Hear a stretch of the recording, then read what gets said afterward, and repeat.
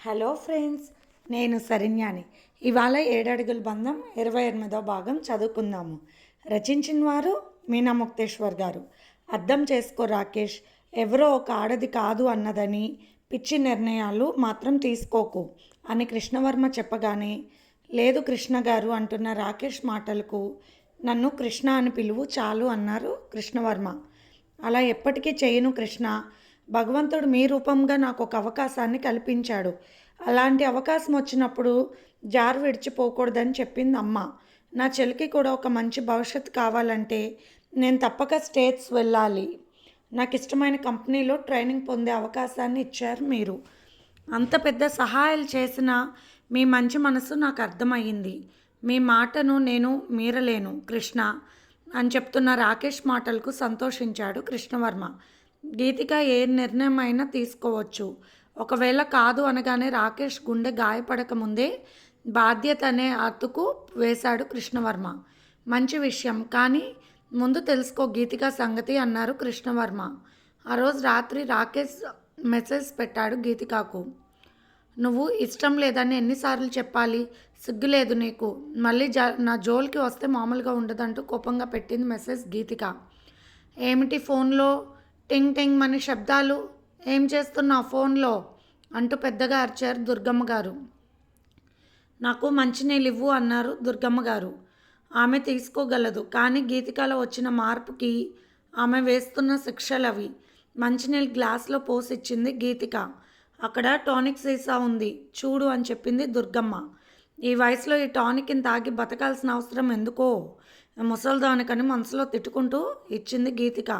Madhukiran message పెడుతున్నాడు. Silent మోడ్లో పెట్టింది ఫోన్ గీతిక. నేను వెళ్తున్నాను అని పెట్టిన రాకేష్ మెసేజ్ కూడా కనిపించింది గీతికకు.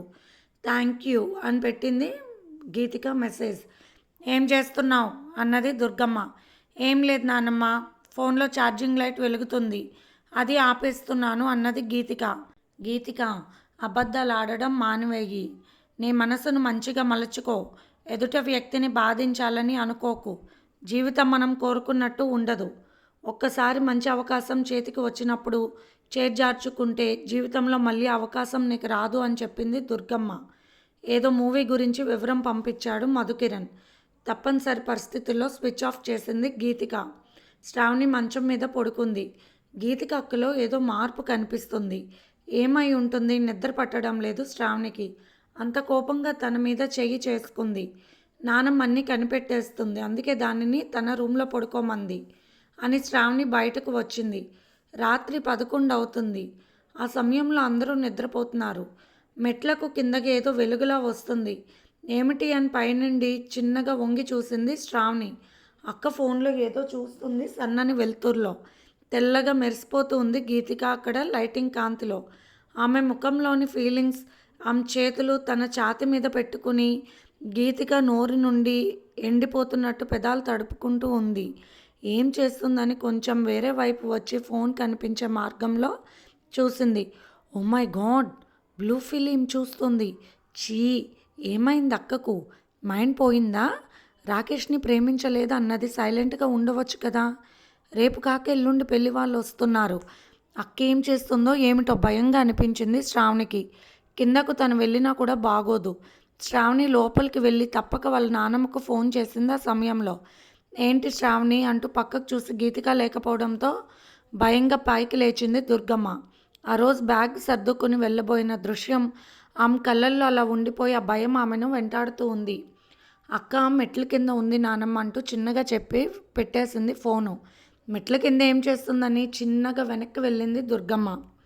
దుర్గమ్మ కాళ్ళకు ఉన్న వెండి కడియాల శబ్దానికి గీతిక పై ప్రాణం పైనే పోయింది. వెంటనే అక్కడ ఒక్క కర్ర తీసుకుంది గీతిక. గీతిక తెలివిగా అమ్మో దొంగ దొంగ అంటూ కర్ర ఎత్తింది దుర్గమ్మ గారికి తగిలేలాగా. అయ్యో అక్క దొంగ కాదు నానమ్మ అంటూ ఆ కర్ర లాక్కుంది శ్రావణి. కానీ ఏదో దొంగ పని చేస్తున్నట్టు మెట్ల కింద దూరినా నువ్వు దొంగ అని చిన్నగా అంటూ కర్ర ఎందుకు ఎత్తావు అంటే అడిగింది దుర్గమ్మ కోపంగా. అది కాదు నానమ్మ, స్టడీస్ గురించి ఏదో మెసేజ్ పెడతానంది మా ఫ్రెండ్, నీకు డిస్టర్బ్ అవుతుందని ఇక్కడికి వచ్చానంటూ తడబడిపోతూ భయపడిపోతూ చెప్పింది గీతిక. నువ్వెక్కడికి వచ్చి దొంగచాటుగా ఫోన్ చూడడం నీ తడబాటే చెబుతున్నాయి నువ్వేదో తప్పు చేస్తున్నావని. తప్పైతేనే కదా దొంగతనంగా చేయగలుగుతావు. ఎవరిని మోసం చేస్తున్నావు గీతిక? నిన్ను నువ్వు మోసం చేసుకుంటున్నావు. నీ జీవితానికి నువ్వే చెడు చేసుకుంటున్నావు నీకు తెలియకుండా. నీకు జరిగేది అర్థం కావడం లేదా? సాయంత్రం శ్రావణిని గట్టిగానే కొట్టావు. చూడు దాని చెయ్యి మీద ఎలా ఎర్రగా కందిపోయిందో. ఇప్పుడు నిన్ను చూడడానికి వచ్చింది నేనే అని తెలిసి కూడా తెలియనట్టు కర్ర ఎత్తావు నన్ను కొట్టడానికి. ఎందుకు? నీకు ఇంట్లో వాళ్ళు పగవాళ్ళ కనిపిస్తున్నారు. పిచ్చి పనులు చేసినందువల్ల నీకే నష్టం. నీ జీవితమే కష్టాలు పాలవుతుంది నలుగురికి తెలియకుండా. నువ్వే పని దొంగతనంగా చెయ్యాలనుకున్నా అది తప్పే అని తెలుసు కదా. మరి అలా ఎందుకు ప్రవర్తిస్తున్నావంటూ బాగా కోపంగా తిట్టారు దుర్గమ్మ గారు. శ్రావణికి కూడా చాలా ఆశ్చర్యంగా ఉంది. నానమ్మ కడియాల శబ్దాలు పైనున్న తనకే వినిపించాయి. నానమ్మ కడియాలు వేసుకుంటుంది అన్న సంగతి చిన్ని అక్కకు కూడా తెలుసు. నానమ్మ అన్న మాట నిజమే. తెలుసుకునే నానమ్మని కావాలని కొట్టబోయింది అక్క. అంటే అక్క మనసులో ఏదో రహస్యం ఉంది. ఏం చేస్తున్నావు అక్క? ల్యాప్టాప్లో ఏం చేశావు? నీకు ఇలాంటి సినిమాలు ఎవరు పంపిస్తున్నారు? నేను తెలుసుకుంటాగా అనుకుంది శ్రావణి. గీతిక, తప్పైపోయింది నానమ్మ, ఇంకెప్పుడు చేయను అంటే ఏడుస్తుంటే. అర్ధరాత్రి పూట అంకమ్మ శివాలు అనవసరం కదా. లోపలికి వెళ్ళి పడుకో గీతిక. ఏం చేస్తున్నావు ఇప్పుడు దాకా అంటూ శ్రావణిని కూడా తిట్టారు దుర్గమ్మ గారు. పైన ఎవరు లేరు, నేను ఒక్కదాన్నే కదా. నా కృష్ణయ్య ఉన్నాడులే, నువ్వు నన్ను ఏమీ రమ్మన్నక్కర్లేదంటూ నవ్వుతూ వెళ్ళిపోయింది శ్రావణి. గీతిక లోపలికి వచ్చాక లాక్ పెట్టేసి తాళం తన దిండు కింద పెట్టుకుంది దుర్గమ్మ. గీతిక దగ్గర ఫోన్ తీసుకుని తన తల కింద పెట్టుకుంది. అయ్యో రామా, ఫోన్ ఓపెన్ చేసే ఉంది. ఒకవేళ ఏదైనా మెసేజ్లు వచ్చినా కనిపెడుతుంది ముసల్ది. ఎవరు ఎవరు అంటూ నా ప్రాణం తీస్తుంది. ఇంతవరకు మెసేజ్ పెట్టలేదని ఈ మధు కాల్ చేసినా చేస్తాడు ఎలా అని భయపడుతూ ఉంది గీతిక. మరుసటి రోజు ఉదయం పొద్దున్నే లేచి కృష్ణుడికి పూజ చేసుకుని కిందకు వచ్చింది శ్రావణి. అప్పుడే స్నానానికి లోపలికి వెళ్ళింది గీతిక. అదే అదునుగా భావించి గీతిక ల్యాప్టాప్ని ఓపెన్ చేసింది శ్రావణి. కొత్తగా వచ్చిన మెసేజ్లు 2-3 రోజుల నుంచి ఏంటని గమనించింది. ఓ మై గాడ్, వీడెవడు మధు? అసలు వీడు ఎలా పరిచయం అని మెసేజ్లు చదివి ఓ ఫోన్లోనే పరిచయం. అంతవరకు నయమే. ఒకరినొకరు చూసుకోలేదు కానీ ఫోటోలు పంపించుకున్నారు. ఆయన చాలా రోతగా మెసేజ్లు పెట్టాడు. పంపించిన సినిమాలు కూడా వేస్ట్ సినిమాలు. వాడు సరైన వాడు కాదు, అందుకే ఇలా మెసేజ్లు పెడుతున్నాడు అని వాడి ఫోటో ఫోన్ నెంబర్ని అన్నీ తన ఫోన్లోకి పంపించింది గీతిగా కనిపెట్టకుండా. మెసేజ్ని డిలీట్ చేసింది శ్రావణి. సైలెంట్గా బయటకు వెళ్ళిపోయింది. అబ్బా, ఇంకా ఎవరి కోసం మోగనోము మొదలు పెట్టావా మమ్మీ అంటూ తల్లి దగ్గరికి వెళ్ళింది శ్రావణి నవ్వుతూ. దేవిక గారు నవ్వుతూ పెసరట్టు వేసి ఉప్మా అందులో పెట్టి ఇచ్చారు. అబ్బా, అల్లం చట్నీ కొబ్బరి చట్నీ ఏది అంటున్న శ్రావణికి ఇదిగోనే కొబ్బరి చట్నీ అల్లం చట్నీ ఇంకేమైనా కావాలా అన్నారు దుర్గమ్మ గారు. ఏమైంది, సుష్టుగా తిన్నావా టిఫిన్? నా వైపు చూస్తున్నావు, దిష్టి తగులుద్ది అంటూ నవ్వింది శ్రావణి వాళ్ళ నానమ్మ వైపు చూస్తూ. ఏంటో శ్రావణి, గీతిక సంగతి చాలా భయంగా ఉంది నాకు అన్నది దుర్గమ్మ శ్రావణితో. అది మన ఇంట్లో వాళ్ళను హింసించడానికి కూడా తయారైందంటే ఏదైనా తెలియని ప్రమాదంలో చిక్కుకుని ఉందా ఏమిటి అనిపిస్తుంది. ఎలా తెలుస్తుంది అంటూ చిన్నగా శ్రావణితో మాట్లాడారు దుర్గమ్మ గారు. అవన్నీ నాకు తెలియదమ్మా, నాకు ఈరోజు అర్జెంట్ వర్క్ ఉంది, తొందరగా వెళ్ళాలి అంటూ శ్రావణి హడావుడిగా కాలేజ్కి వెళ్ళిపోయింది. గీతిక బయటకు వచ్చింది. రూమ్లో ఎవరు లేరు, తలుపులు వేసుకుంది. అమ్మయ్యా, బట్టలు కట్టుకోవాలన్న వంక ఉంది కదూ అని అనుకుంటూ ల్యాప్టాప్ ఓపెన్ చేసింది. హాయ్ మధు అని తన ప్రాబ్లమ్ని అందులో పెట్టింది. హలో, నేను రేపు వస్తున్నాను, నిన్ను ఎలా కలవాలి అంటూ మెసేజ్. అమ్మో వద్దు, రేపు నాకు పెళ్లి చూపులు కదూ అని గుర్తు తెచ్చుకుని నేను చెప్తాను, మీరేమీ రావద్దు, కావాలంటే మీరు మెసేజ్ పెడితే నేను అక్కడికి వస్తానని మెసేజ్ పెట్టింది గీతిక. అలా అయితే ఓకే, నువ్వు వస్తానంటే నాకు ఇబ్బంది ఏముంది, ఇంకా మంచిదేగా అంటూ నవ్వుతున్నా మెసేజ్ పెట్టాడు మధు. నిన్న పంపించిన వీడియో చూసావా, ఎంత హాట్గా ఉందో కదూ అంటూ మెసేజ్. నేనేమీ చూడలేదు, చెప్పాను కదా నా పరిస్థితి అని బేలుగా ముఖం పెట్టి మెసేజ్ పెట్టింది గీతిక. సరే, ఇప్పుడు అవకాశం ఉంటే చూడరాదు అంటూ ఫోన్ పెట్టేశాడు మధు. అయ్యో, తన టవల్తోనే ఉంది, కనీసం బట్టలు కూడా వేసుకోవాలని గుర్తు రాలేదు. మధుని అంతలా ప్రేమిస్తుంది తను అని అనుకుంటూ అలాగే వీడియో ప్లే చేసింది. చూస్తున్న కొద్దీ ఆగని ఆవేశం, ఉరకలు వేసే వయసు గీతికను నిలవనివ్వకుండా చేశాయి. అలాగే మంచం మీద వాలిపోయింది గీతిక. ల్యాప్టాప్ ల్యాప్టాప్ తన పొట్టపై పెట్టుకొని ఆ వీడియో చూస్తూ మధుని తనని ఊహించుకుంటూ మైమర్చిపోయింది కాసేపు గీతిక. ఉచ్ఛ్వాస నిశ్వాసాల భారమై తన శరీరమే తనకి సెగలతో రగిలిపోతున్నట్టు భావన. తట్టుకోలేని గీతిక మళ్ళీ వాష్రూంలోకి వెళ్ళి తలస్నానం చేసింది. బయట దుర్గమ్మ గారు తలుపు కొడుతున్నారు. ఎంతసేపు నువ్వు స్నానాలు చేసేది అంటూ. అత్తయ్య గారు, ఆడపిల్లలు కదా, లేట్ అవుతుంది కదా అంటూ చిన్నగా చెప్పారు దేవిక గారు. నీ కూతురి సంగతి నీకు తెలియదులే, నన్ను కూడా చంపేద్దాం అనుకుందని మనసులో అనుకుని. అయితే నువ్వు పిలువు అంటూ కూర్చున్నారు దుర్గమ్మ గారు. మందులు వేసుకుందామంటే తలుపులు బిగించి కూర్చుందని దుర్గమ్మ గారు కోపంగా కూర్చున్నారు. గీతిక, నానమ్మ మందులు లోపలున్నాయి, తలుపు తీయమ్మ అంటూ పిలిచారు దేవిక గారు. అయ్యో, పాత సినిమాల్లో కన్నంబల అలా నిదానంగా ఉంటే నీ మాట ఎలా వింటుంది అది అని తల కొట్టుకున్నారు దుర్గమ్మ గారు. తలుపు తీసింది గీతిక. గీతిక ముఖం చూసి ఆశ్చర్యపోయారు దేవిక. గీతిక, అసలు తింటున్నావా, నిద్రపోతున్నావా, ఏంటి నీ ముఖం అలా వాడిపోయింది అంటూ ప్రశ్నలు వేసింది దేవిక బాధగా. ఏం లేదమ్మా అంటూ టీవీ దగ్గర కూర్చుని పాటలు చూస్తూ ఉంది గీతిక.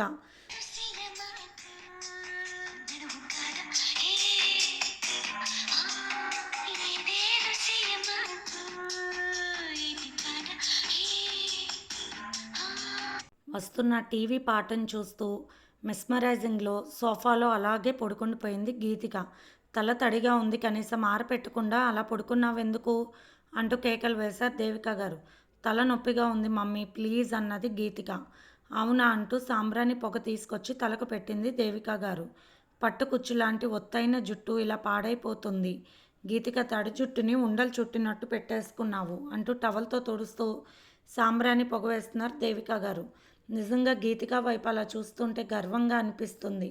ఏ అప్సరస తమ ఇంట్లో పుట్టినంత అందంగా కనిపిస్తుంది నా కూతురు అనుకుంది. అమ్మ దుర్గమ్మ తల్లి, ఆడపిల్లలు సంతోషంగా ఉంటేనే తల్లిదండ్రులు ఆనందంగా ఉంటారు.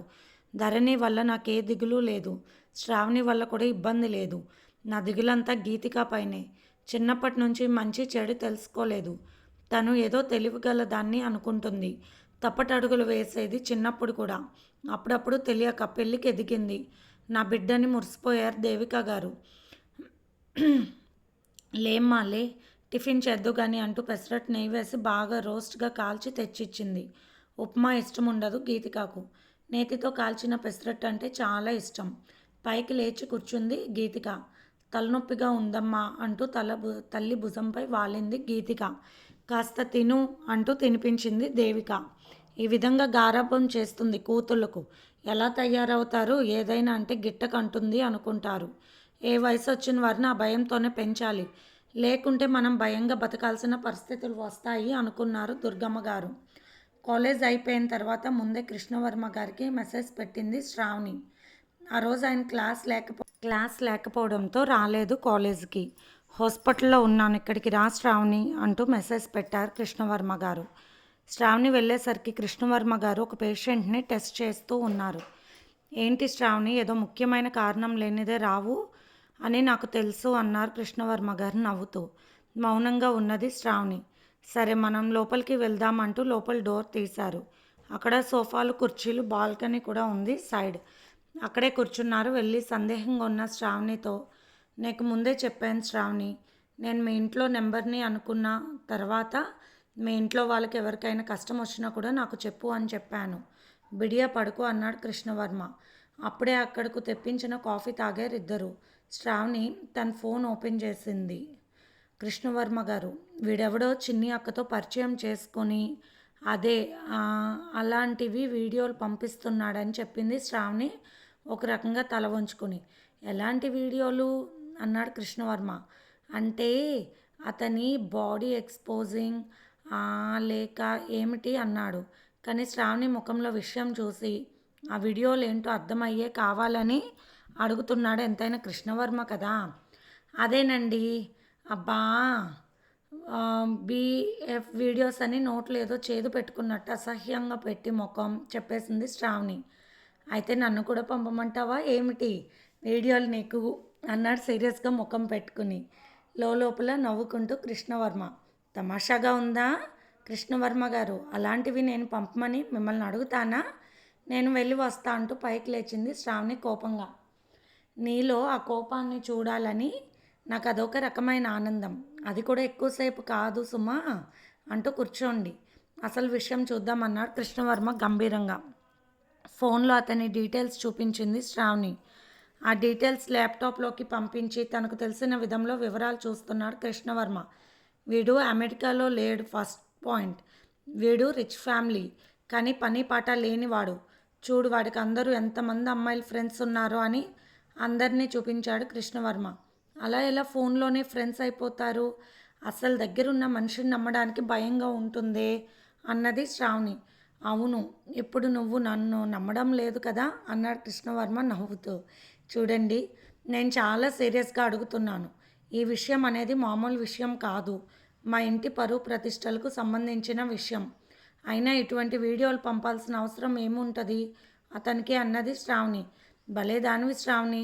అందరూ ఫ్రాంక్గా ప్రేమించరు. కలకాలం వారితో కలిసి ఉండాలని మనసు కోసం ప్రేమించిన వారి ప్రేమ వేరుగా ఉంటుంది. అదే అందాన్ని సొంతం చేసుకోవాలనుకునే వారి ప్రేమ వేరే విధంగా ఉంటుంది. అందుకే వాడు ఈ రూట్లోకి వచ్చాడు. అయినా మీ అక్క అంత తొందరగా అతనికి ఫ్రెండ్ ఎలా అయిపోయిందో అర్థం కావడం లేదు నాకు. ఆ రాకేష్ని ప్రేమించానని అదొక గోల ఉంది కదా, అది పూర్తిగా మోసపోకుండానే ఈ గోల ఏమిటి మళ్ళీ అన్నాడు సీరియస్గా. నీకేం తెలుస్తుందిలే, అందరూ ఒకేలాగా ఉండరు కదా. నిజమే అన్నాడు కృష్ణవర్మ. ఆలోచిస్తూ సీరియస్గా ఉంది శ్రావణి.